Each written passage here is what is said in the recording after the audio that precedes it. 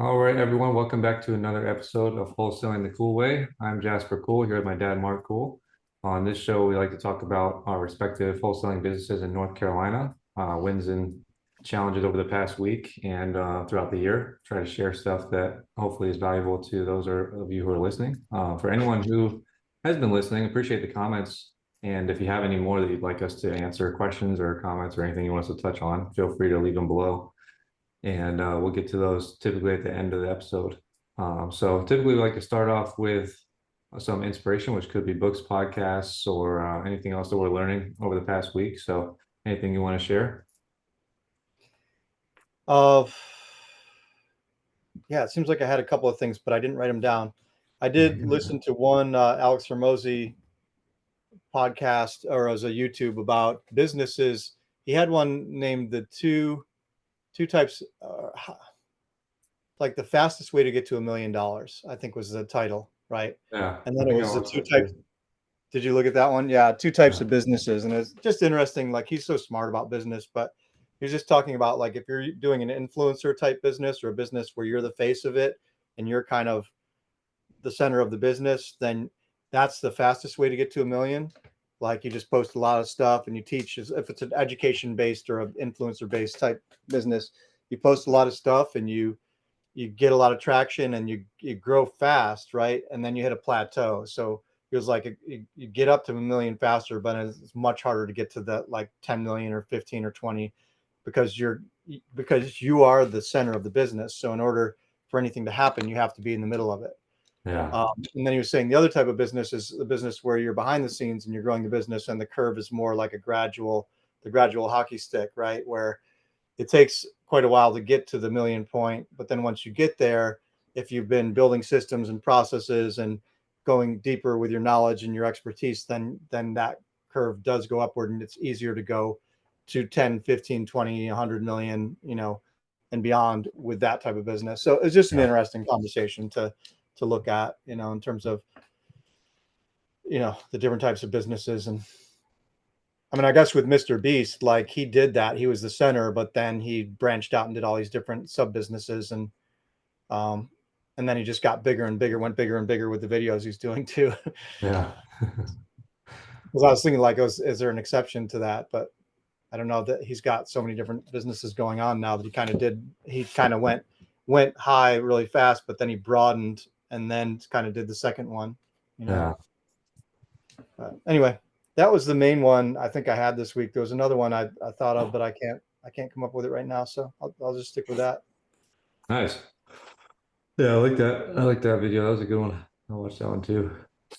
Um, but yeah, this week I was reading Buy Back Your Time by Dan Martell, and I read a few more chapters of that. I wanted to share something from the book, so I wanted to pull it up so I don't get it wrong. But he was talking about, I think I've shared from this book before, but one thing that he talks about that kind of is new to me is that I know it's the title of his book, but he says you need to hire to buy back your time, not hire to grow your business. And it's Mm. counterintuitive to what most people say and what most people think. And I know when I first made my first hire, it was to grow my business. It wasn't to buy back my time. And so I think, following his thing, I don't know, but it probably would have led me to a different point, and I might have my business in a different spot now. But basically, he gives you five rungs on the ladder that he says for for buying back your time. And so the first rung that he says is to hire admin.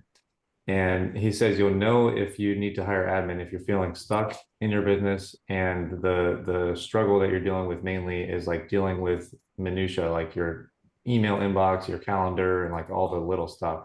He said if that's the case, then you need to hire an admin. And typically this is in order. Typically he recommends you do this in order. So the first hire that you would do within your business would be admin, and then you'd focus on the other four rungs, which I'll just break down his rungs briefly. So first rung is admin, and this is in order for him on what you should hire. First is admin, then is delivery, which could be like for us transactions, which is actually closing the deals that you bring in. And then third is marketing, fourth is sales, and last is leadership. That's what he recommends. Um, But yeah, so he says hire an admin first to get all the small stuff off your plate. And then obviously if you're a solopreneur, you'd still be doing the other four. So you'd still be the one locking up the deals, doing the marketing, doing the transactions and obviously being the leader because it's just you and one other admin at this time. And then he said the next person will be delivery, which is something that I still haven't hired. And I would love to hire that position very soon. But that would be, for us, transaction coordinator slash dispo, like that kind of thing, where once you get deals, in your company, then that person's bringing them to the finish line. And then third would be marketing. So hiring someone to do your marketing, handle, buying your data and managing your campaigns and doing all that stuff. And then fourth would be sales, which I did that way out of order. And then last would be leadership. So that's what he recommends. And then he also talks about, I read a whole nother chapter on hiring an EA, which you already jumped the gun and did, which is awesome. And it's definitely inspired me to do that. And I just keep hearing it from you and from other people over and over again. So I guess it's definitely time to do that soon. But one thing he shared for the EA that I thought was valuable that I wanted to share is the email thing that he has. So he creates 7 folders in the email for his executive assistant. Number one is your name, like he puts whatever your name is, and that's for you to review, like something that they don't know how to respond to. So they'll put the emails in that folder for you to review. And then number two is to respond, which means that your assistant's going to work on responding, but they haven't gotten to it yet. Number three is responded, which means they've already handled the email, but you can go back and backtrack and see what they responded, see if they did it correctly. Number four is waiting on. So these are items that require action from others before they can move forward. Number five is receipts and financials. So he just has his own folder for anything that's financial related.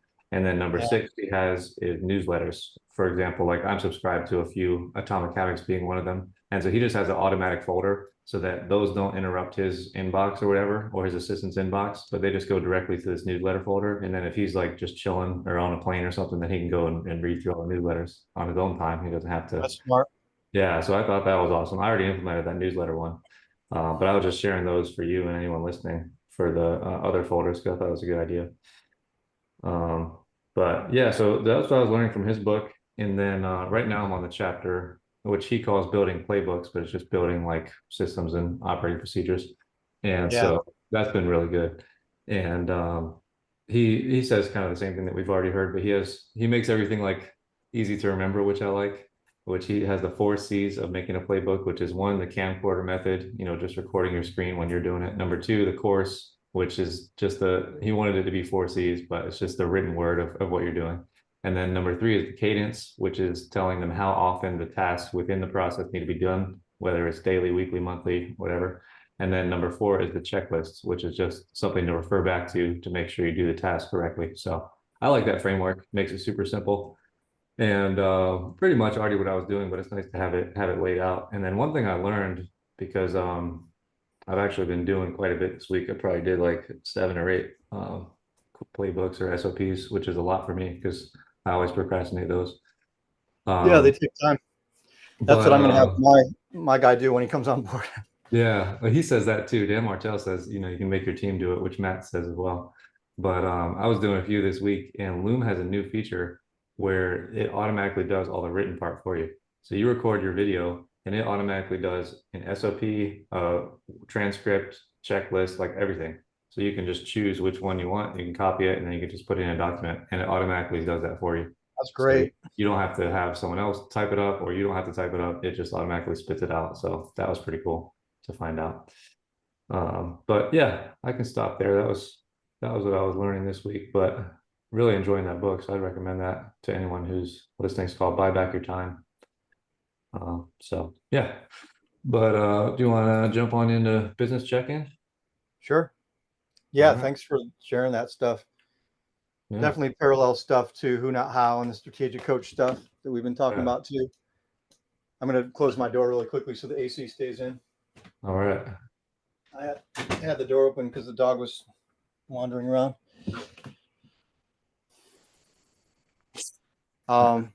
Yeah, so the Who Not How thing's similar, just like having the courage to hire people, even if it feels scary or it feels like you might not be able to afford it, makes a huge difference. Yeah. quality of life. That's what I've experienced. And I was scared to hire this guy. Still am kind of scared to hire the EA, but um, I'm doing it. Yeah. It's in alignment with my vision for where I want to be, which is a self-managing business. Yeah. So yeah, business check-in. Let's see. I have stuff on a yellow pad. That's why I'm looking down. Got victories. We closed 2 this last week, which is great. Nice. Yeah, we'd had a little bit of a drought where we didn't close any in April, and then we closed 1 every week since April. We closed at least 1, which is great. And then last week we closed 2. Yeah, that's huge. Yeah, so that's awesome. What else?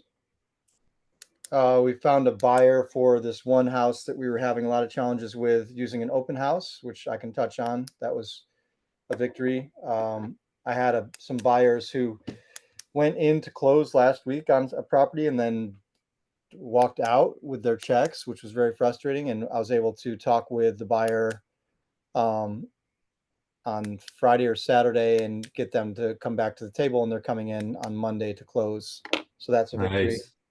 That's Yeah. great. And then, yeah, another victory is like this deal is supposed to close. We would have had 3 this week, but one of those things where the notary notarized the document on the wrong line for my signature. I actually took it into my bank because I was the seller in this case, and the notary notarized the wrong signature line, and the attorneys said that we couldn't close even though my signature was notarized.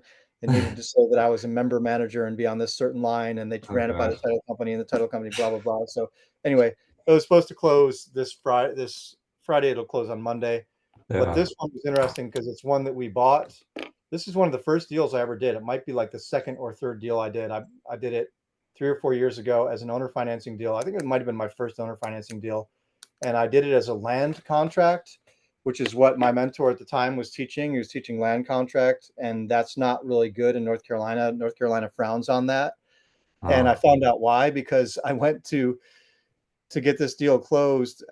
Anyway, I'm supposed to be in victories. Maybe this is stories, but the victory. I'll tell the story in a minute. But the victory is that we're selling. That one of the first deals I did under owner financing. I found a buyer who wanted it. They reached out to me because I was on title, and I got the people who were buying it from me to sell it because they were ready to sell it, and I made money in the mix. So that was fun, or we made money in the mix. The whole land contract thing, I guess I can touch on. I guess I'll share my one other victory, which is hiring the new EA. Jasper was saying EA, it stands for executive assistant, but we did a round of interviews with everybody on the team with him last week, and we're going to bring him on board starting Monday. And I'm pretty excited about him being able to really get us organized and streamlined and solve some of the issues we've been having within our company with systems and organization. And he's got a ton of experience already. So excited about that. That's a victory. Yeah. Um, but yeah, so I'll go back to the story. So we did this owner financing thing, and we did it as a land contract, which is okay in some states. And the guy who mentored me on this is in Georgia, and I guess he does it there.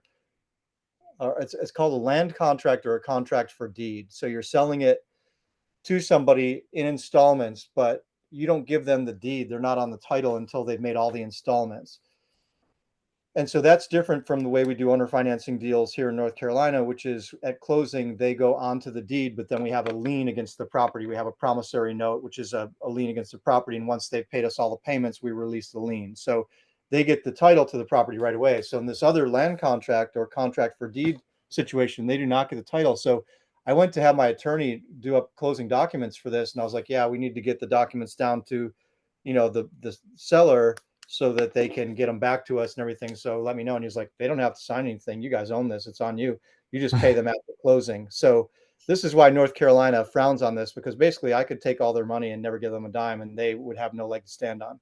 Wow. So it's crazy. And I don't know. I asked him to review all my paperwork from the closing, but it sounds like it's almost like an honor system on our part. So that's why North Carolina doesn't allow people to do that or would frown on it because you could take advantage of people with it.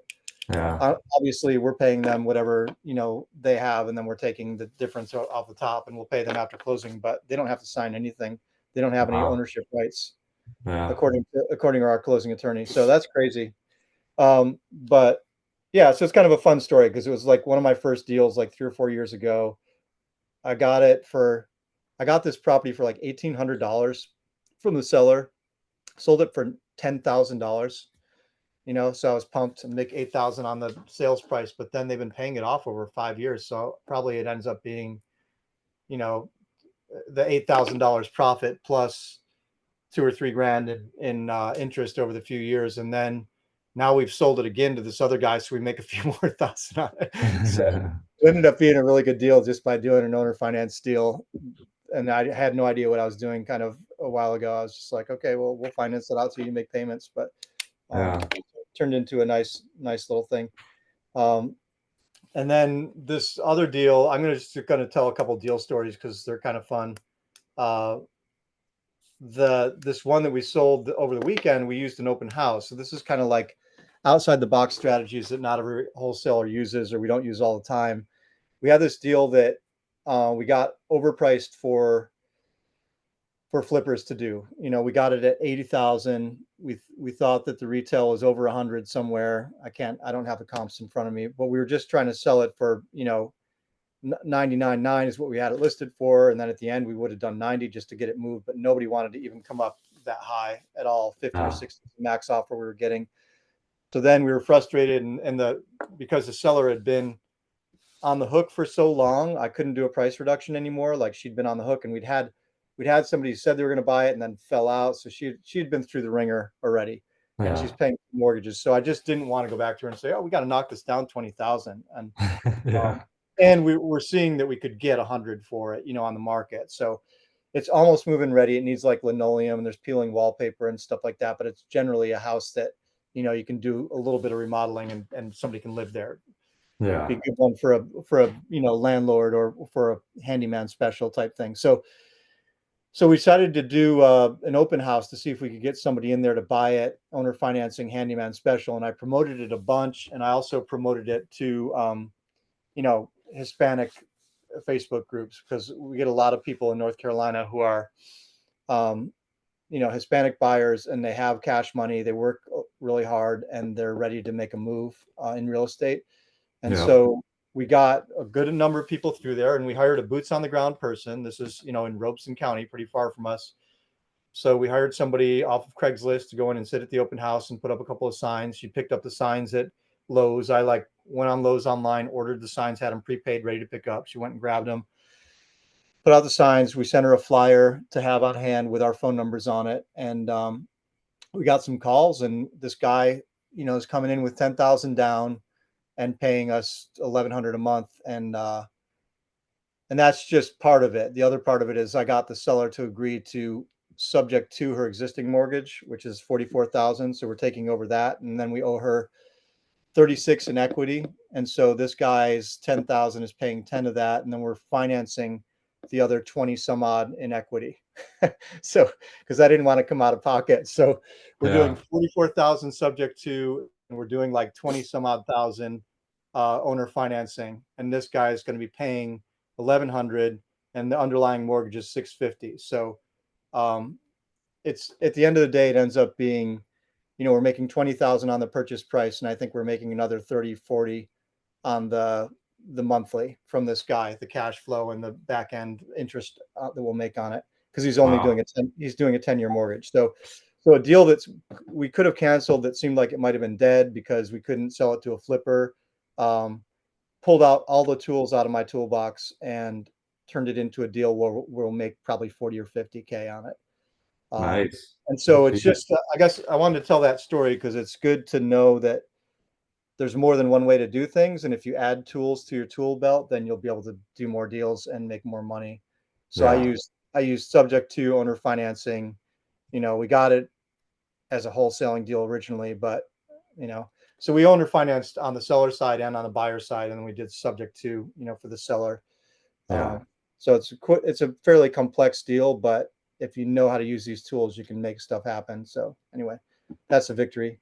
I wanted to share the more detail about that, and Yeah. then That's I'll share awesome. a little bit about the one other deal. We closed 2 deals this week. So one was this deal that we've talked about on previous podcasts, where a guy tried to steal it from us.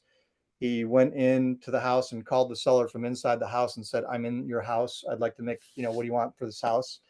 After we gave him an appointment in the lockbox. Yeah. So what a jerk. But we were able to, I was able to call the seller and get her, on board and make sure she was with us and wasn't taking other calls from other people. And then we eventually closed it. It took quite a while to get it done. And so she was frustrated and kind of like, why is it taking so long? But we did Yeah. get it done and we did get a buyer in there. Um, I think it was Facebook groups that ultimately where we got the buyer from, but we got somebody to come in there and pay us the price that we were asking, and we ended up making 19 grand on a house um, Nice.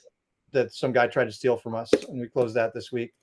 That's I'm not huge. as quick on my podio as you are, Jasper, to go through all the when we got it and how long, but it was quite a bit of follow up. I remember we did a number of follow ups with this woman to get the contract, and then once we got it under contract, we had some delays and we had people who weren't interested, and then we had to do another round of marketing. And I think it was either an investor based buyer or a Facebook groups buyer. It might have been investor based. It might have been that we were doing all this stuff and then we we got investor based, and then we did another round of marketing to those people. Let me see if I can pull it up really quickly. Transactions.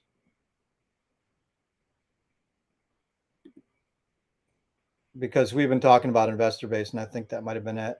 Sorry, I don't have it at the top of mind, but we've had like 15, 20 deals in escrow, or I mean in dispo. So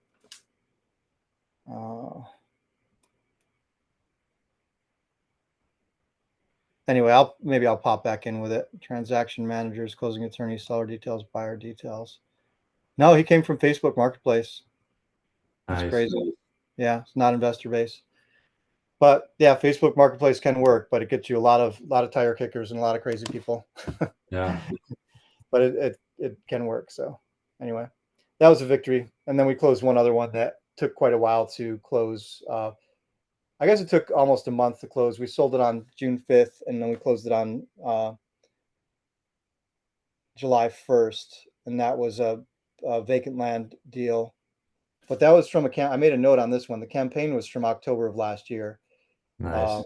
and then so the lead didn't come in into our system until April of this year. So that's 6 months, well, 5.5 months by the Yeah. time it came in.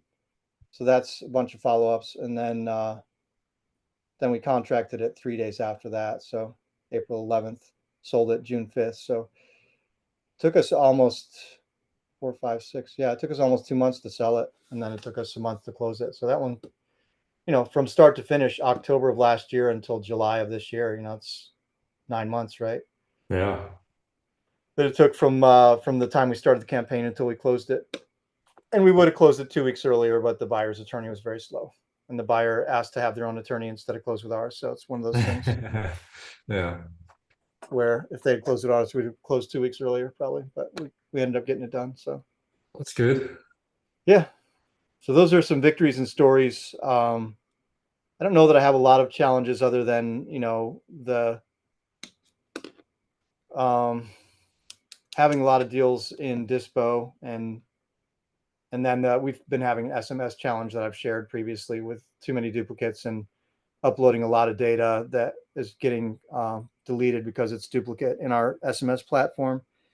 But our new guy that's coming on board says he has a filtering system that he used in previous things where we can filter our list in house and then upload it, so we're not getting as many duplicates when we Nice. upload our list to skip trace. So we're spending less money on skip tracing. So that's one of the first things I'm going to have him work on. Nice. Because yeah, it's like, I guess this is a quandary we can talk about a little bit, and we've probably talked about this brief before, but we can keep it brief. Just like going deep into markets and how you do that without spending a ton of money on data, because if you keep buying the same lists and uploading the same lists, those are going to be in your system. So then we've been getting duplicate leads sometimes in our Podio, or we get our SMS platform deleting like 50 to 60% of the uploads because they're duplicates, and then we're paying for 1,000 and then only marketing to 400. Yeah. So that's spending a lot of money to pull a list and skip trace the list. that you're not using. But then we have 12 to 15 counties that we're working on right now, and it costs money to go into new counties too, right? Because then you have to figure out if that county is a good county for you. You're spending money on data there and marketing to it, and then you're spending time and energy on Dispo to try and find buyers there when you might not have buyers, which can be a lot of work also. Yeah. So that's kind of the quandary we've been in. That's a challenge. And then you can go into other platforms, as we've talked about. You can go into direct mail. You can go into pulling different lists, which is easier to do with houses than it is with land. With land, you're just kind of pulling pulling a list for vacant land of a certain size, Yeah. certain area. And you can only basically do local or out of state, out of county owners. So after a while, that gets very redundant. At least with houses, you can rotate through different lists. And then, yeah, direct mail is just really expensive. So we've stopped doing that. And then cold calling, we've restarted our cold caller after a pause. So we had too many leads in our system. So we had to pause. But so that might help with our response rate and our leads too this week when the cold caller kicks back in. Yeah. Who are you And using for that's skip like you look at tracing? postcards or something. I'm sorry, go ahead. Who are you using for skip tracing? We use direct skip. Okay. Do you have the Yeah. one? Do you have their monthly plan, like where you pay Yeah, every month? we pay 6 cents per skip. We buy like 30,000 at a time. Yeah, but Oh do yeah, you? we have the monthly plan where it's like 289 per month, and then you get a certain number of skips and lists. Okay. Yeah, yeah. Yeah. Yeah, I was just asking because that saves you money on the skip tracing, not on buying the list, but on skip tracing. It saves you some money. Yeah, we do that. And then we do the bulk skips also, buy their Yeah, bulk skips. So it's one of the best deals. We actually have been trying Skipify this past week. We did a subscription platform with them, and it's like $1,200. I could pull this up really quickly. Maybe it's helpful to some people. We did a list company comparison, and Matt Larson recommends exact data and listability. Those people are paying, their platforms are really archaic and difficult to work with, and yeah.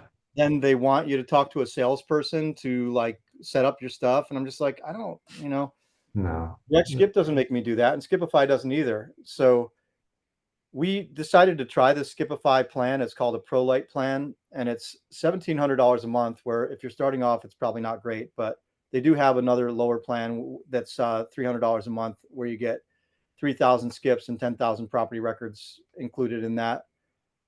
Which is very similar to Direct Skip, which Direct Skip is 289 a month, and it includes 3,000 skips.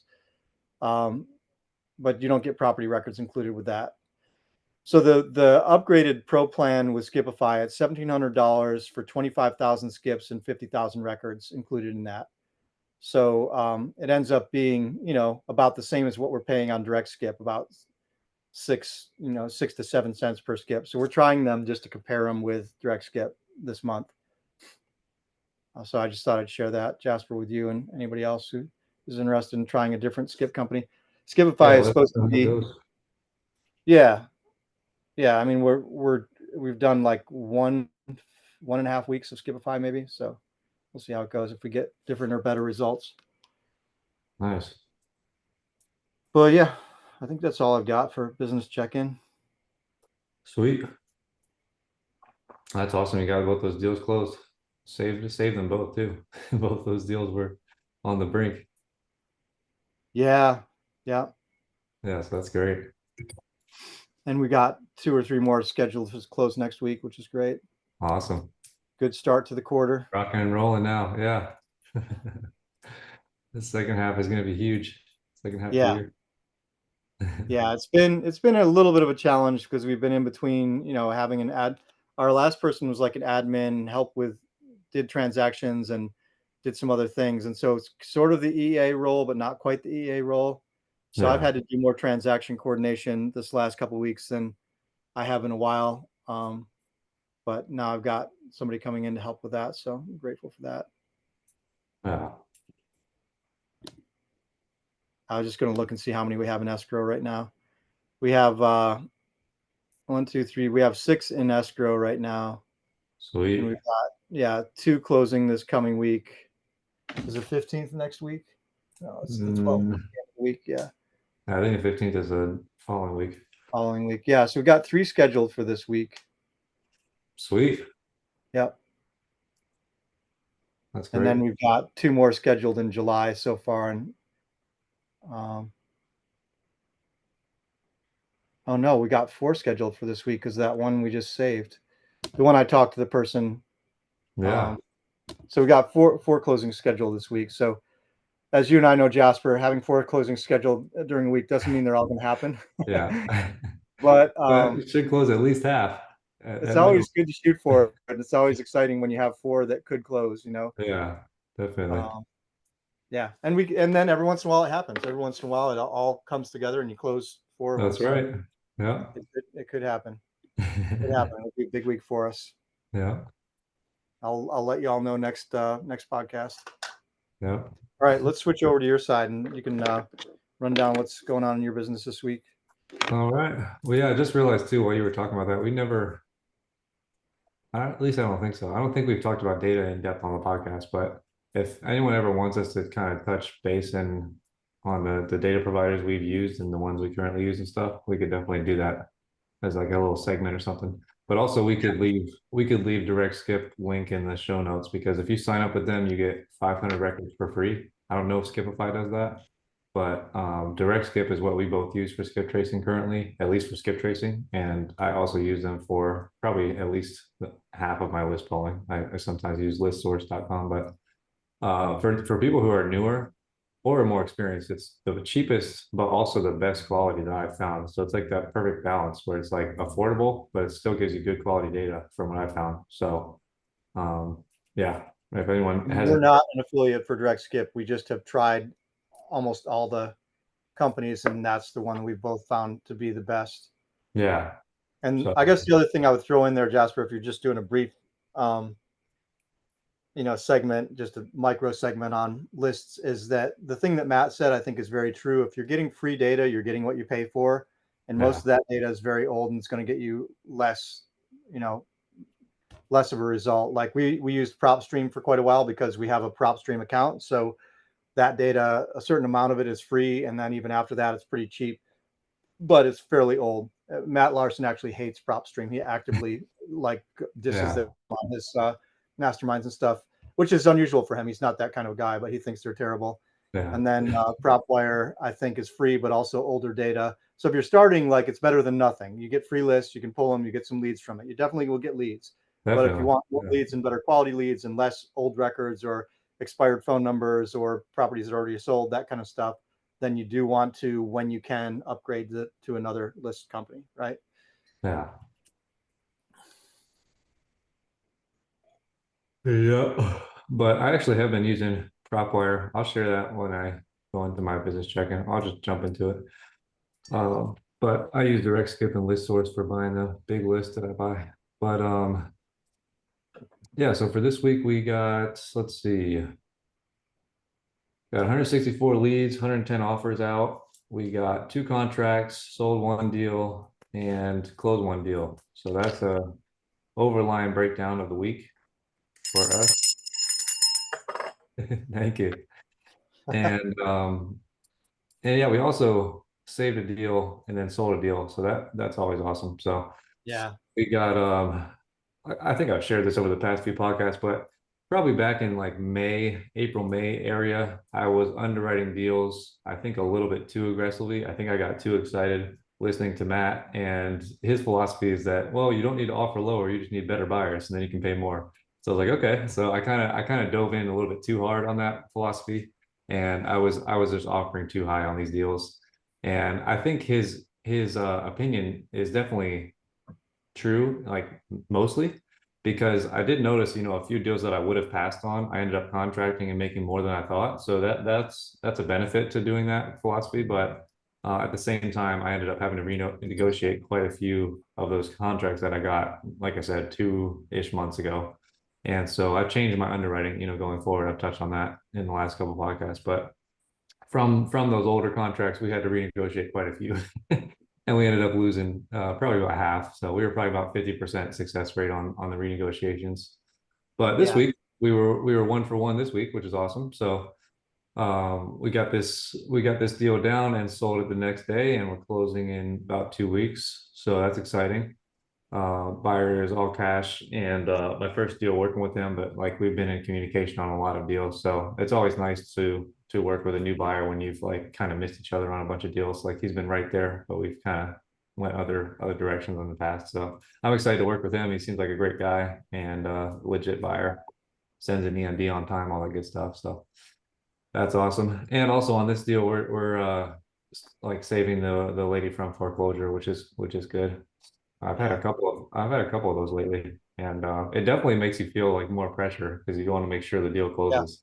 And so that's why I was like, I want to go with a cash buyer. I don't want to go with a lender who's going to probably delay closing. I want to make sure it's a sure thing. And I charged him like higher EMD than I normally would. So like, I just want to make sure that we can close the deal on time and everything. But yeah, so that was the one we sold this week. And then in terms of victories, despite one of my attorneys being out this whole week, they still thankfully were working remote, and so that was really helpful. And they, kudos to them, even though they did close this whole week, kind of at last minute, but they still helped me get the seller docs ready for this closing next week, which we've been working on since I think like April or May. And credit to them, they were working on the fourth, and they were, going back and forth with me, and we ended up putting the seller docs together on the holiday so that we could get them out to the seller on Friday and hopefully close it early next week. So that was nice. That's great. And yeah, other victories. I know I had some other stuff I wanted to share with you. Oh, I just had a great seller experience on this one deal that we closed not this past week, but a couple weeks ago. But the seller had a post possession, which means that we allowed him to stay in the property for a couple weeks after. And he just called me up to let me know that he was out, but he was also just like super nice guy. And he was like, anything I can do to help your business, to refer you or leave you a good review, like I'd be happy to. So just a really nice guy, and hopefully he'll do both of those things, leave us a great review and refer us more people. So that was Yeah. awesome. And yeah, another victory for me, personally, is just that I've been working on outsourcing more things within my business, like especially the small things, because those are the hardest things for me to outsource. Because I always say like, oh, well, it only takes 5 minutes, but then when you have 50 of those things that you do every day, then your whole day's shot. So in the past, I would just do those things, and now I'm making it a point to record a video and outsource them every time I find myself doing one of those little tasks that I don't need to be doing. So that's been Nice. awesome. I've already noticed a huge difference just in one week. Like I outsourced like 6 things this week, and they're all, like I said, they're all kind of small things. But when you're doing it repeatedly and when you're closing more deals and stuff, a lot of these are deal like related tasks that I do, which one of them is just as simple as sending out a seller thank you letter and asking them for a referral. And that was something that I was doing myself every time we close a deal. And so it's just like, I hate doing it, but I was like, this is important because we might get referrals, and, just saying thank you also seems important. So, but I outsourced that, and it feels awesome. And then another thing that I wanted to touch on in case it might be valuable for anyone else, but the one deal we did close this week was from this strategy that I've shared before, which is that every time we close a deal, there's another process I just handed off, but every time we close a deal, I'll purchase all the surrounding data. Well, I won't purchase because I'm using PropWire, but I'll get all the surrounding data. Basically like, I don't know, 2 mile radius. I just draw like a large circle, and then we'll mark it to that data, which I call the neighborhood list. So I've been doing that for every deal that we've been closing this year. I think I started that towards the end of last year. And that's where this deal that we closed came from. So that was pretty exciting. But that's now something that I've outsourced. So for anyone who's interested, I could probably just like send the video if anyone's interested. You can just comment below. But basically, all I do is I go on PropWire, and I plug in the zip code, and then I find the address on the map, and I just draw like a big circle around it, and then I just get all that data. I don't put any filters or anything on it. I just get all the data that's within, like I said, about a 2 mile radius or so. And then I just put it into marketing and try to get more deals in that area. And so just from this one campaign, let me see, this one campaign, we've now closed 4 deals in one neighborhood from Wow. one campaign. And we've actually closed 2 other deals, but it wasn't from this campaign. It was from like a mass market campaign that we closed in this neighborhood. But from buying this one neighborhood, which is a pretty small neighborhood in Rayford, North Carolina, we closed 4 other deals. So that is just That's amazing. a huge win. And I totally agree with Matt where like free data is not good. I'm not using PropWire to buy bulk data, but the servers that I use don't have that feature, unfortunately. So if Skipify has it, you can tell me, or if another one you come across has it. But basically, the feature I'm looking for is that feature to be able to draw a circle in a certain area and then buy all that data or get all that data. Yeah, that's So cool. Well, I mean, it's like I said earlier, it doesn't mean you can't get deals from PropWare and PropStream. It just means that the data is probably higher quality with these other places. yeah, definitely. We've gotten plenty of deals from PropStream, and we only used PropStream for about 2 years, and we Yeah, closed a lot of deals. So yeah, it's not that you can't do it. It's definitely yeah, doable. And yeah. you're But a testament to that with this strategy. That's amazing. yeah. But to my knowledge, it's only PropWire and PropStream that have this feature. So, um, yeah, but it does seem to work. So for anyone who's interested, definitely try it out on your deals. And also, um, it's a good thing, Dad, because a lot of these records that you're getting aren't in your system already. That's what I've noticed because these are just people. Like I said, I'm not doing any filters. I'm just drawing a circle and getting all the data. So these are a lot of people that might have been missed on like the equity list or whatever other list you might be following. So Yeah. I've noticed that that's been a bonus as well. You get any Um, subject twos in there, send them my way. yeah, definitely. But yeah, so I'll do a quick breakdown a little bit more in depth. So this was a campaign from last year. Like I said, I was actually earlier than I thought last year. It was June of last year. So we launched this campaign in June and we got this dude into our system in June. So actually the same day we launched the campaign, he came into our system as a lead. This is from SMS lead. And then we followed up with him all the way from June up until I think we contracted this, yeah, end of May. So May 29th, we contracted him. And then unfortunately, we found out that another wholesaler had the contract, but thankfully, we filed a memorandum and they found it. So the other wholesaler was trying to close it. She told me that they contracted back in October. Even after we closed the deal, I've still never seen a copy of her contract. So I was just, on our system with her, which is fine. But the reason that I got this deal and they didn't like close it out from under me is because of my memorandum. So it actually worked in this case. This was actually a closing attorney like in South Carolina or something. I guess they're like a national title company, but they were closing it for her. And this investor that was trying to close it was in Chicago. So it's like we were all over the place, me included. But yeah, they saw our memorandum, they reached out to us. And she told me that they were planning to buy it themselves, which again, it was kind of a weird situation, but I don't want to badmouth her. She was a nice lady, but it sounded kind of sketchy. And so she said she was going to buy it herself, but then when I brought up the numbers on our end, she was like, "Oh, can we just JV it and like wholesale with you?" And I was like, "Oh, well, okay." And so that's what we ended up doing. And so we just did a JV split on the deal, and we finally closed it this past Monday. So that was awesome. We had some title issues to work through on it too, and the owner never filed a declaration to a fix, which for those of you listening, if you have a manufactured home, you have to actually file a declaration to make it real property, or it's still considered like a vehicle, which is hilarious.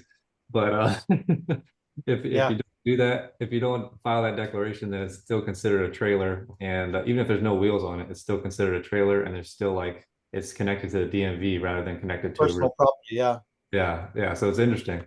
But I've dealt with that a few times, so it wasn't a big deal. But we just got him to file that declaration, and then we were able to close it out. So that was good. And on the Uh, other side, if you file that declaration, if you control the property, it makes it worth more as well. mhm.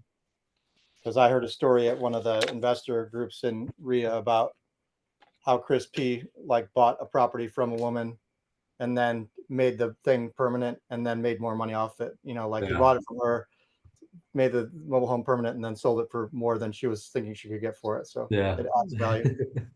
yeah. And I think it also makes it financeable, which is an issue with mobile homes because I think Mhm. I think banks don't It's finance real that. property. It's financeable. Yeah, Yeah. but once you do that, you can finance them. So yeah, that's why we did it before closing because my buyer is obviously planning to flip this property and he didn't want to take title and then not have it be real property. So we had to do it before closing. But yeah, so that's that.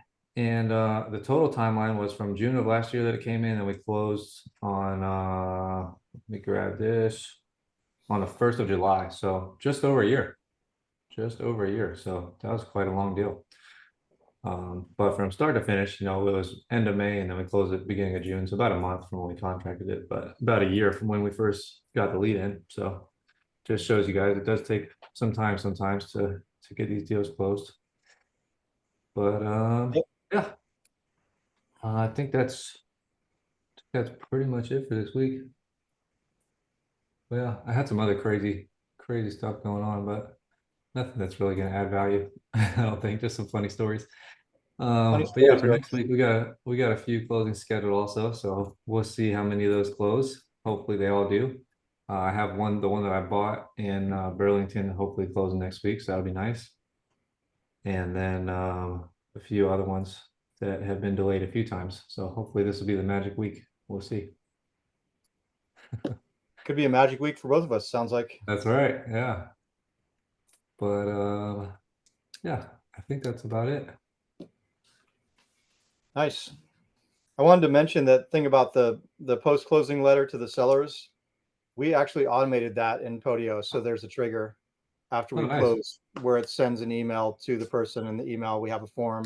Thanks for working with our company. It's been a pleasure to work with you. If you had a good experience, please leave us a 5-star review. Here's a link. Like we have the whole thing automated, so that is possible to do as well.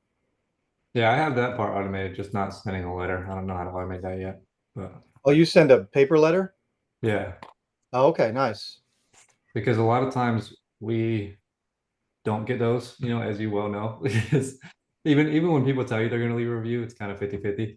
Yeah, And so I figure if you keep following up with someone to leave a review, then they're going to get pissed and they're going to be like, I don't want to leave a review anymore. But I figure if we hit them with text, email, immediately once we close, which we do, and then they get a letter like a week or two later, because it takes a while sometimes to get a letter, then they might be like, oh, I forgot to leave a review. So that's why I send a letter too. that's But smart. Yeah.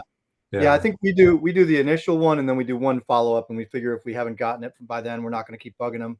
yeah, But sometimes I mean, this is a manual thing and we're trying to automate stuff, but sometimes if we know the person had a good experience with us, we'll just follow up with them like text or call or whatever. yeah, Just be like, hey, really enjoyed working with you. Would you mind leaving us a review? And, bypass the automated system. And yeah, that works well too. We definitely. got a 5-star review this week and it was unsolicited. The guy just, Nice. yeah, I mean, he didn't leave any comment, but he gave us 5-star review. So that was nice. That counts. Yeah, Yeah. I mean, it was a guy who it was one of these things where there were 3 or 4 signers and spouses and all that stuff. And we had to run around and get affidavits and everything. And yeah, he was super cooperative and super nice. But anytime he called, either Krisa or I picked up the phone, and talked to him through stuff. And I think he really appreciated that. So right after closing, he left us a 5-star review. oh, that's nice. Yeah. Yeah. It's nice when you're not bugging people for it and it just comes in. Yeah. Yeah, the one thing we do for closings that we put them in a drip which asks for referrals. And we set that to go Oh, out. yeah. We set that to first go out about a month and a half after we close, and then it's like every month and a half or so we send them just a text and an email asking if they know anybody. Yeah. But That's smart. so far we've gotten one deal from that, but only one. So Yeah. We got one referral, but yeah, the yeah, both the both the people ended up being in a spot where there's title issues and almost impossible to close. yeah, But yeah, I guess we don't have any other topics for today. We didn't. The only question we had was, do we have an investor base referral code yet? And we do have a code. Jasper shared it with me, and I'll put it in the show notes. So if you're looking to join up with Investor Base, you can get a discount, and we'll post that in the show notes. You get $100 off your first month. Yeah. So that was the only question we had this week that I'm aware of. yeah. And yeah, I think we both like investor base so far. And I think they do a 7-day free trial. So you plug in that Oh yeah.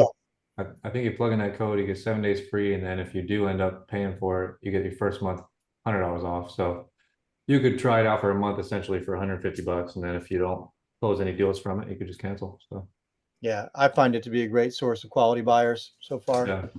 And it's a good tool to kind of double check as opposed to only comping because you can use that tool and see how many buyers are buying, what price they're buying for and stuff. So It's really saved us with pricing some stuff. I think it's really helping with acquisitions because yeah. I had a question from my acquisitions person, our lead manager this week, and she was like, "What do you think we could sell this for? Do we have buyers in this area?" And I was like, "Did you check investor base?" And she went back and gave me all the comps in investor base, and I said, "Well, here's the range we need to contract this for then, because these are Yeah, what the people are paying over there."